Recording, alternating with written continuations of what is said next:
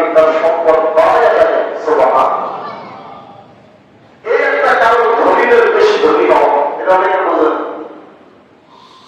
ধনীদের ব্যবসা পাচ্ছে, এর একটা অন্যতম কারণ হলো আপনি এত করেন না, আপনি মনে করেন সে করেন, আসলে করেন না। করলে এত মসজিদ, এত মাদ্রাসা, এত কবরস্থান, এত কারবার, এত বীজ হচ্ছে কিভাবে বলেন?